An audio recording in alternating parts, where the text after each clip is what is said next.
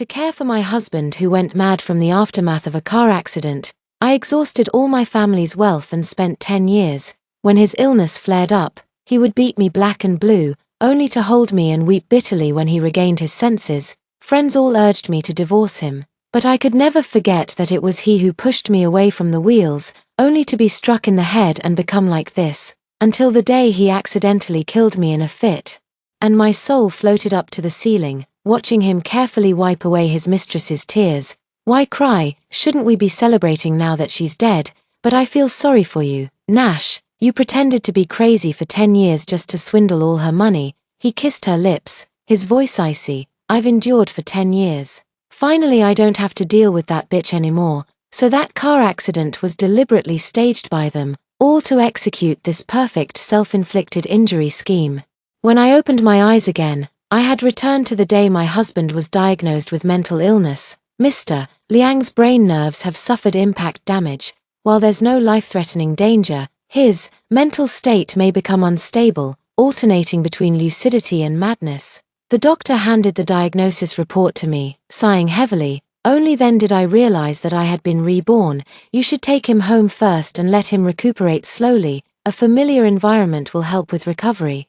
I didn't pay much attention to the doctor's advice, just staring at Nash Liang on the bed, whose eyelids twitched slightly, clearly pretending to be asleep. In my previous life, I believed the doctor's words, carried him home, worked like an ox to earn money during the day, and endured his beatings at night. Meanwhile, his little mistress, Isla Lin, under the guise of being a psychiatric specialist, took him out for treatment during the day. In reality, she drove my car, swiped my cards, and frolicked around with him, indulging in pleasure. This time around, you still expect me to take you home. Dream on. I walked to the hospital bed, leaned down, and quietly reached my hand toward his thigh. Then, with all his might, he twisted. Oh! A pig-slaughtering shriek shattered the peace of the hospital ward. Nash Liang leaped up from the bed, pointing at me and cursing. Zia Zhong, are you fucking crazy? I'm not crazy, but in this lifetime, I'll make you the real madman.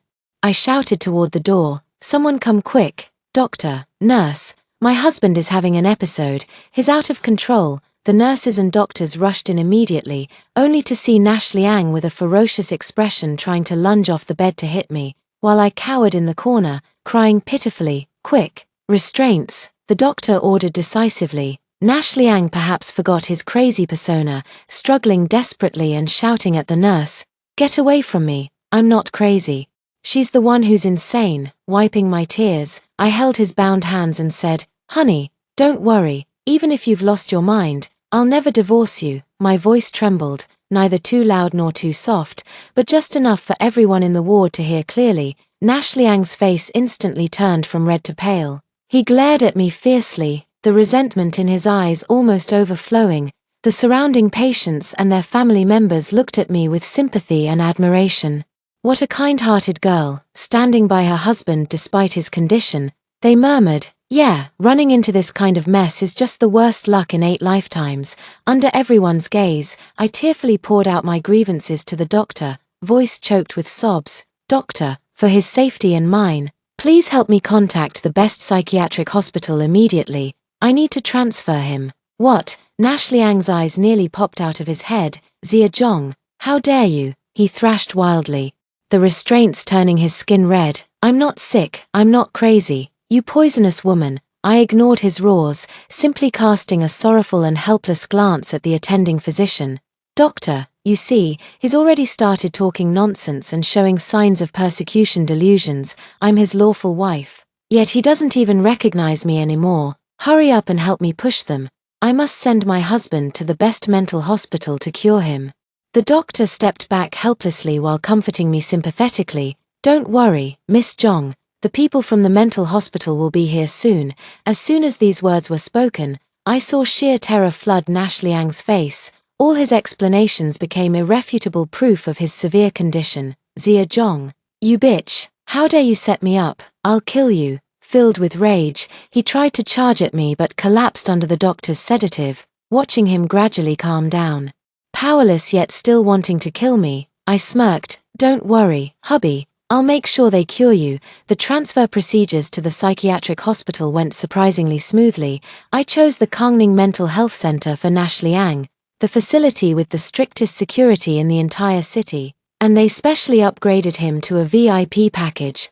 24/7 surveillance with no blind spots, double-layered protective doors, and twice-daily sedation therapy.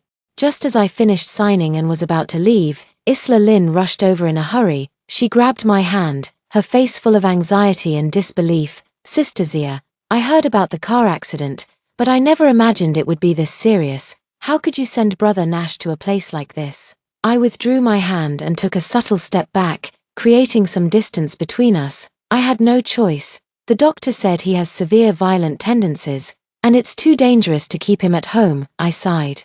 Then abruptly changed the subject, looking at her curiously. "But how did you find this place?" "I don't think I've had the chance to notify anyone yet." Isla Lin's expression stiffened slightly before she explained. I was worried about Nash, so I called all his old friends until I found out." What a perfect excuse. "So that's how it is." I nodded, a grateful smile appearing on my face. "You're so thoughtful. By the way, I was just looking for an expert to consult." "Didn't you mention you have a friend who's a psychiatric specialist?" Isla Lin's eyes lit up as she quickly responded.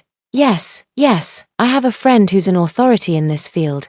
Don't worry, Zia, I'll make sure he uses the best treatment plan for Nash." "That's wonderful." I was overjoyed and, right in front of Dr. Wang, the chief physician from the psychiatric hospital beside us, bombarded her with a series of questions. "Miss Lin is truly kind-hearted. May I ask which esteemed hospital your expert friend works at? Could I take a look at his medical license and professional qualification certificates? After all, I wouldn't dare to casually entrust Nash's condition to an unlicensed quack." Isla Lin's face instantly turned the color of liver, and she stammered for a long time without managing to utter a single word. I didn't give her a chance to catch her breath. I immediately turned around and said to Dr. Wang with an apologetic expression, "Dr. Wang, I'm really sorry, my friend here is just too enthusiastic. From now on, Nash's medical condition is entirely in your hands. Also, to avoid unnecessary trouble, please make sure to verify with me first if anyone other than myself claims to be his friend, relative, or any kind of expert and requests to visit him, if a medical accident were to happen. None of us could bear the responsibility." Dr. Wang nodded solemnly. "Rest assured, Mrs. Liang, we have strict visitation regulations in place. There won't be any mistakes." Isla Lin stood nearby, her face as pale as a strangled chicken. She realized that the inside-outside collusion plan had been completely thwarted by me at the very first step. Upon returning home, I gathered all of Nash Liang's bank cards and dialed the bank's customer service hotline. "Hello. I need to report the loss of all bank cards under my name and my husband Nash Liang's name."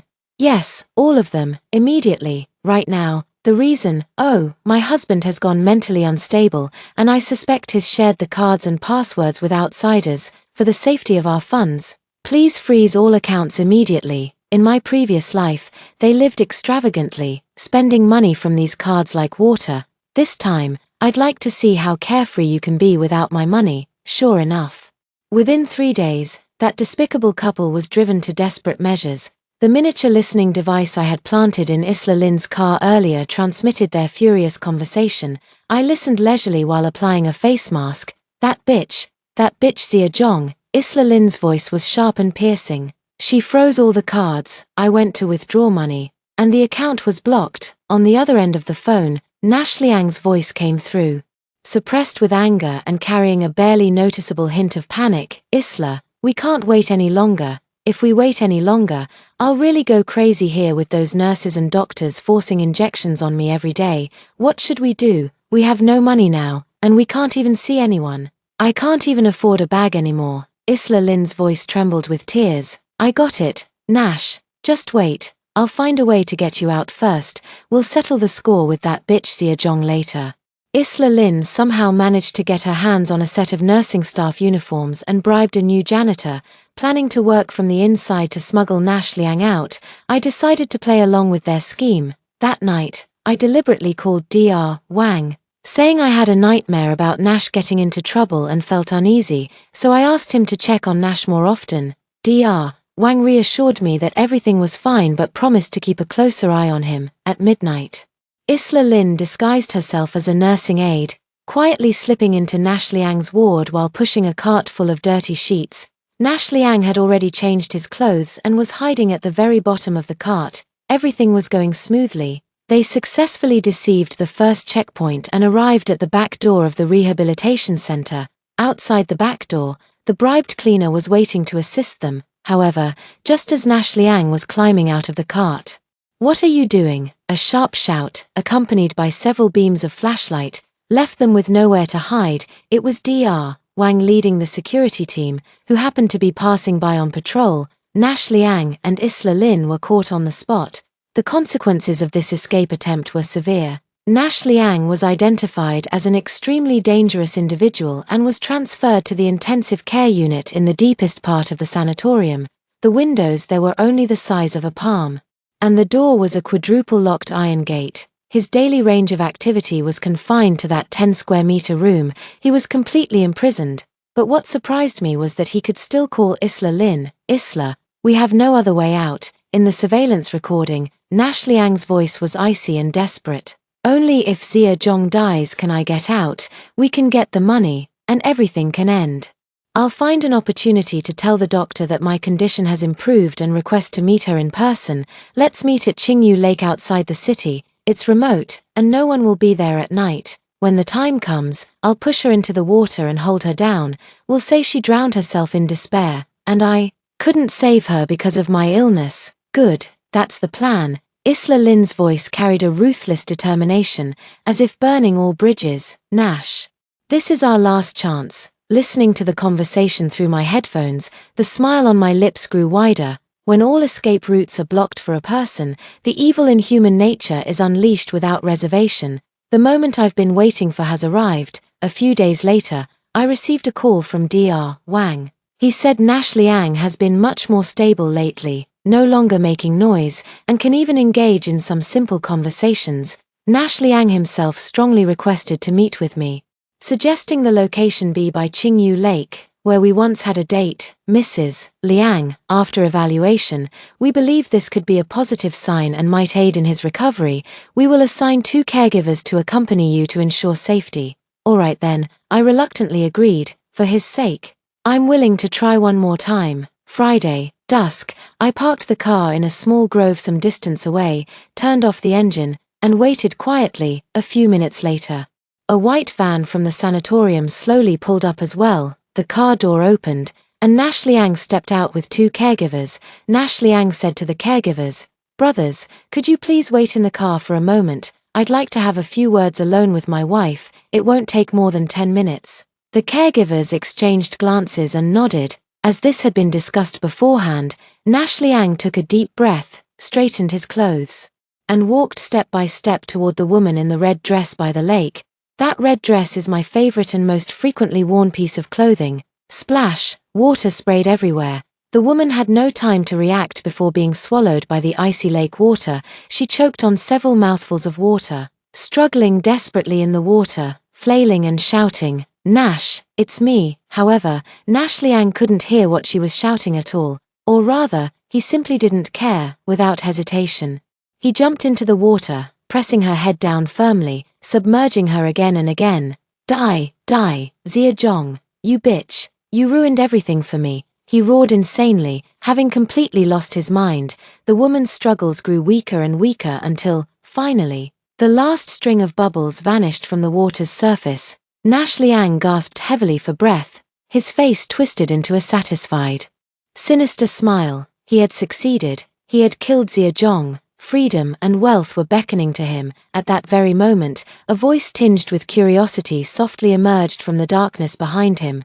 "Honey, what are you doing?" Nash Liang's body stiffened abruptly, and the smile on his face froze instantly. He turned his head slowly, inch by inch. "I stand on the shore, wearing a beige trench coat, holding a flashlight in my hand, with a sweet and innocent smile on my face, quietly watching him." Our eyes met. "Honey, you killed the wrong person." I let out a light laugh, my tone as casual as if I were discussing the weather with him. His pupils instantly shrank to the size of pinpoints. Ah! A scream unlike any human sound tore through the silent night sky over Qingyu Lake. Nash Liang's mind felt as if struck by a heavy hammer. Buzzing and dazed, in disbelief, he lowered his head and stared intently at the face in the water under the moonlight. He stared for a full 10 seconds.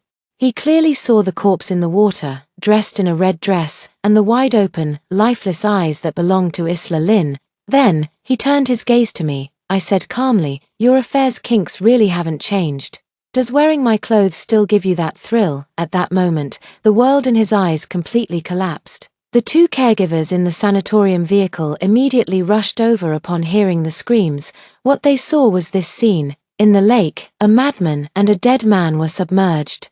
On the shore stood a terrified, trembling innocent wife. I collapsed onto the ground, pointing at Nash Liang in the lake and screaming, "Murder! My husband killed someone." In the distance, the shrill sound of police sirens grew louder and closer.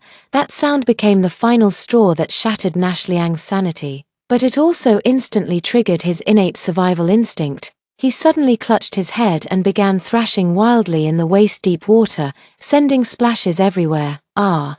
Monster! Stay away! Stay away!" He let out an incoherent roar, his voice filled with terror. He kept pointing at Isla Lin's corpse, then at me in terror, his entire demeanor utterly deranged. "Monster! I killed the monster! Ha ha ha ha! I killed it!" When the first group of police officers rushed to the lakeside, this was the bizarre scene that greeted them. "Nash Liang, do you really think the same trick will let you escape a second time? Alright, you want to pretend to be crazy. I'll make it happen for you." Using all my strength, I cried until I was nearly fainting, begging the police, "Comrade, my husband is having another episode. He can't be treated as a criminal. He needs to be sent back to the psychiatric hospital immediately. Please, I beg you. Send him back for the most intensive treatment. Please, I'm begging you." The officer looked at me, then at the man in the water who had completely lost his mind, a flicker of pity in his eyes. Because Nash Liang was too ill to undergo normal interrogation, he was sent back to the Kungning Mental Health Center that very night. As an exhausted wife, I tearfully signed a special treatment consent form in front of the attending physician, Dr. Wang. On the document, the words, "ECT electroconvulsive therapy" were heavily underlined by my pen. "Dr. Wang," I raised my bloodshot eyes and spoke in a hoarse voice, "no matter what method you use, please, you must cure him. I've heard electroconvulsive therapy is quite effective for severe, violent tendency delusional disorders, isn't it?" Dr. Wang adjusted his glasses, his eyes filled with professional sympathy and a hint of hesitation. "Mrs. Liang, you need to consider this carefully. ECT therapy, what we commonly call electroshock therapy, works quickly but has very significant side effects. It may cause issues like memory confusion and cognitive decline in patients, and the process is extremely painful, I'm certain." I interrupted him without hesitation, my tone resolute and firm. "As long as it can restore him to normal, as long as it can free him from those terrifying delusions, I'm willing to do anything. No matter how great the suffering, it's better than him being in this deranged state. This is for his own good." Dr. Wang was moved by my deep affection. He sighed and nodded in agreement. "Very well, Mrs. Liang, we respect your decision. We will arrange the highest intensity treatment plan for Mr.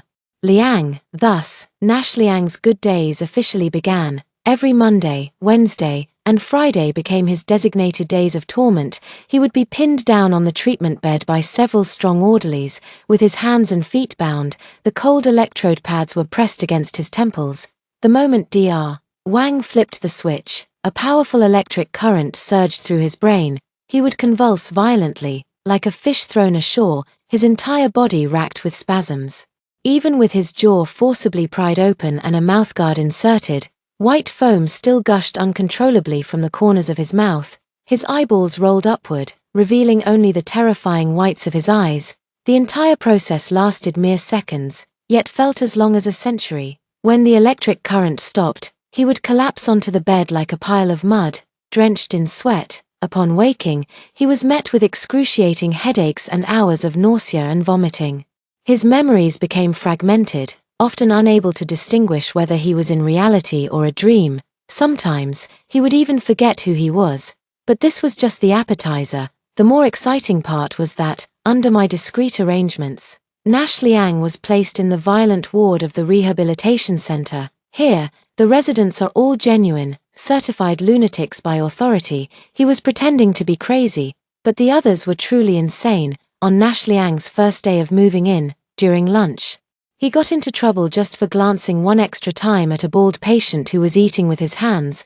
The bald patient grinned at him, revealing an eerie smile. In the next second, the bald patient lunged at him like lightning, pinning him firmly to the ground. Then, grabbing a nearby stainless steel food tray, he struck his head again and again with brutal force. By the time the caregivers arrived to pull them apart, his head was already drenched in blood. He lay on the ground, watching the bald patient being dragged away while still grinning foolishly at him, feeling a deep, visceral fear. The next day, he was sound asleep in the middle of the night. The patient in the same ward, who always liked to sleep while hugging something, mistook him for a newly acquired, giant teddy bear. The burly man, weighing over 200 pounds, pressed his entire body down, tightly clutching his head and pressing it against his own chest.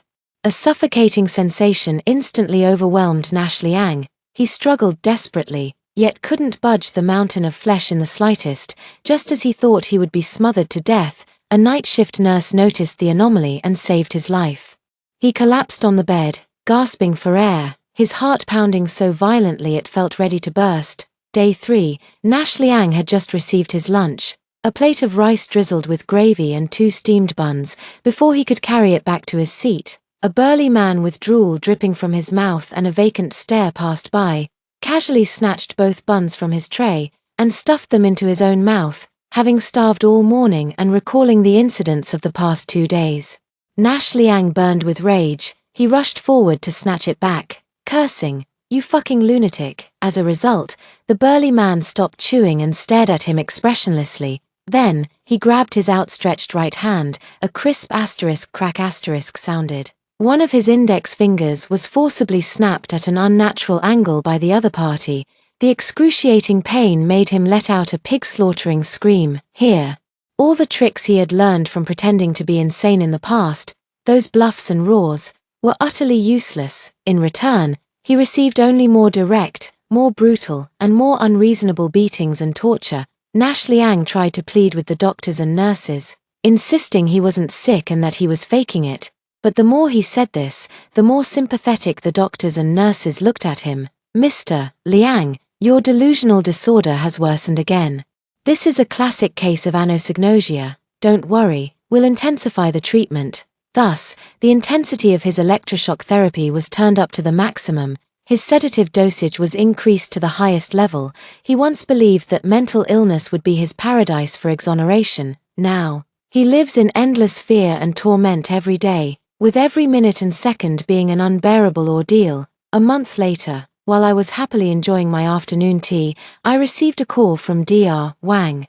On the phone, Dr. Wang's tone was somewhat complicated. "Mrs. Liang, your husband, he has been extremely emotional lately, crying and begging to see you. He said he has something very important to tell you, and it must be said in person. He said he knows he was wrong and begs you to come see him." I set down the delicate bone china teacup, a cold smile curling at the corners of my lips. The moment had come. "Very well, Dr. Wang, thank you for your efforts. I'll go this afternoon." I arrived at the visiting room of the Conning Mental Health Center. Through the visitation window, I saw Nash Liang. He was wearing a faded blue and white striped hospital gown that hung loosely on his emaciated frame. His hair had been shaved into a buzz cut, revealing several scars of varying depths on his scalp. Not a trace of arrogance or triumph remained on his face. He looked haggard, his eyes filled with an overwhelming fear and desperation, the moment he saw me appear. Nash Liang seemed to spot a savior. He abruptly stood up from his chair, rushed to the glass, and grabbed the black intercom. "Zia." As soon as he spoke, his voice trembled violently, choked with sobs. "Zia, I was wrong. I was truly wrong." Tears streamed down his face as he spoke, his haggard features streaked with tear stains. "It was all that bitch Isla Lin. It was her. She seduced me, she convinced me, saying that as long as we got rid of you, we could be together forever. And all the property under your name would be mine." He didn't hesitate to shift all the blame onto a dead man. "Zia, Have you forgotten our past feelings, all those years of affection between us? Have you forgotten that car accident? It was to protect you that I became mentally ill. I took the disaster for you. Hearing this, I nearly burst out laughing. That car accident was clearly a scheme he plotted together with Isla Lynn. The so-called taking the hit for me was just his post-facto excuse to manipulate me. Please, Zia, let me out. I don't want to stay here anymore. This place is hell, a real hell. He cried with tears and snot streaming down his face, lightly bumping his head against the glass repeatedly, producing dull thudding sounds. I'll be your slave when I get out. I'll do anything you say. I'll give you all my family's property. Please, I beg you. I love you and only you with all my heart. I'll never waver. I listened quietly, a smile always on my face, as if watching a clown perform. When he finally cried himself breathless and couldn't speak anymore, I slowly picked up my receiver. Honey, I responded through the phone, using the gentlest and most caring voice I could muster. What nonsense are you talking about? You're sick, very sick. Everything you're saying is just your hallucinations.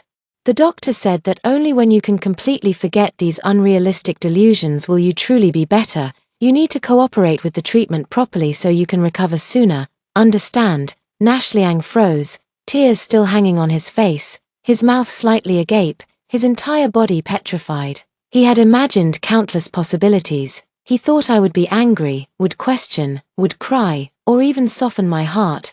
The plea in his eyes gradually faded. Zia Zhong. He threw himself against the glass, his face twisted with rage. It's you. It was all your doing, you venomous woman. I picked up the phone receiver, smiling as I looked at him. Honey, what are you talking about? I don't understand. Stop pretending, he roared. What the hell do you want? I don't want anything. I tilted my head slightly, raising an eyebrow. I just want you to find life unbearable and death unattainable. Nash Liang fiercely slammed his head and fists against the icy barrier. You venomous woman, you heartless viper. Did you really think I wouldn't know it was your doing? His sanity completely shattered, he roared with a hoarse voice. You wait. Just you wait. Once I'm out, I'll kill you with my own hands. I swear I will. Just as I planned. Drowning you in that icy lake, then chopping you into pieces, feeding your remains to the dogs. You think you've won. Let me tell you, no way. If I'm going down, you're coming with me. I'll kill you. I'll slaughter your entire family. Dr. Wang and the two orderlies outside the visitation room turned pale and rushed in immediately. They scrambled frantically to subdue Nash Liang, who had completely lost his mind. I watched as he was pinned to the ground by two burly orderlies, yet still struggled desperately, roaring at me. One by one, I took out the special gifts I had prepared for him from my bag. Photos after photos show their intimate moments traveling to various places in my car. Stack after stack of bills are records of them squandering my hard-earned money. Finally, there's a small USB drive. Inside this is the phone recording of you and Isla Lynn plotting the car accident, and all the conversations where you discussed how to kill me. I waved the USB drive at him and whispered softly, Honey, don't worry, I'll hire the best lawyer in all of China to defend me. I'll have them prove to the judge that you, Nash Liang, were fully conscious, logically sound, and completely normal, a person with full criminal responsibility. When you killed Isla Lynn, in that instant, Nash Liang's face turned ashen, and the light in his eyes completely faded. Amid his hysterical curses, I hummed a little tune and walked away. A few days later, the courtroom was packed to capacity. This bizarre case of a mentally ill patient mistakenly killing his lover had captured the attention of the entire city, as the key witness.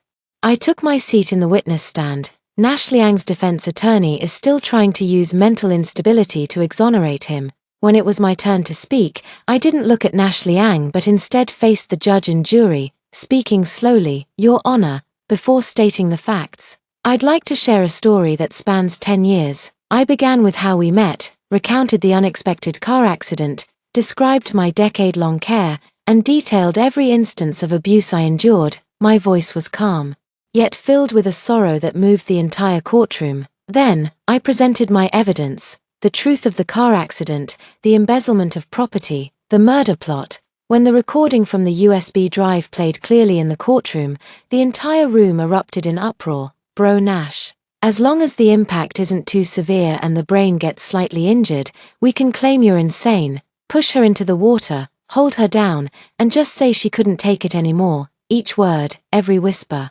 serves as proof of their crimes. Public outrage exploded completely. Nash Liang sat in the defendant's seat, his face ashen. He looked at me, his eyes no longer filled with hatred, only endless fear and a trace of pleading. He knew it was over for him. Finally, the court delivered its verdict. The defendant Nash Liang is found guilty of intentional murder and fraud. Considering the combined penalties for multiple offenses, he is sentenced to death with immediate execution.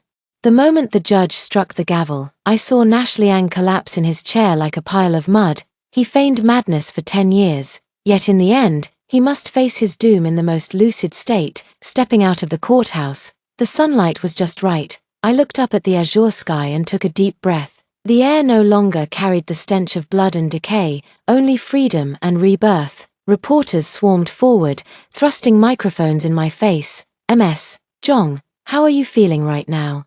Do you have anything to say about this outcome?" I looked into the camera and revealed a long-lost, heartfelt smile.